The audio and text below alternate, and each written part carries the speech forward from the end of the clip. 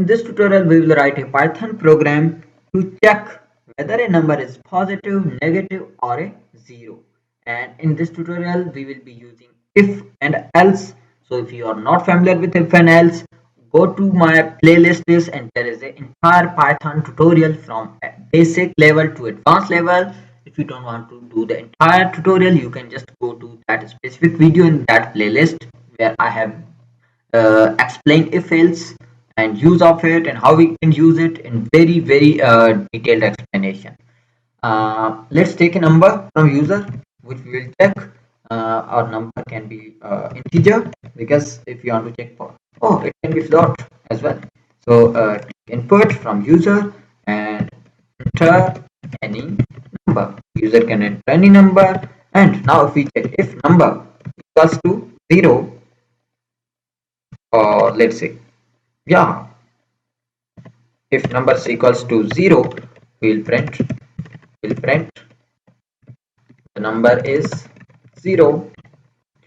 Now we'll use elif a number is, let's say, greater than 0, then we'll print the number is positive. Any number is positive, it will be greater than 0. And if number is not equal to 0, oh, and if number is not greater than 0, then it will obviously be less than 0, which will be negative. So now we have two options. Let me write both options. I can use elif as well. Elif number is less than 0, then print the number is negative. This will also work. I want to into 6, it will give me positive. I into 0, it will give me 0. And if I enter any negative number, it says me negative.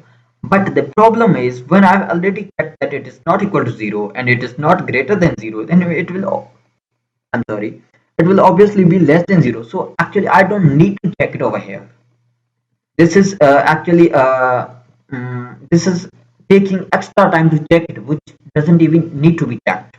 So instead of checking this, I just put else over here. I don't want to include any condition over here because it is useless to check again, which is we already know that if these two conditions are not true, then the number will be less than 0, which will be negative. So I don't need to put any condition over here. So I just put else over here and I say the number is otherwise negative. Again, check it. If I give 0, it says 0. And if I say 100,000, then this is positive number. And if I want to say minus something, this is negative number. So that's it.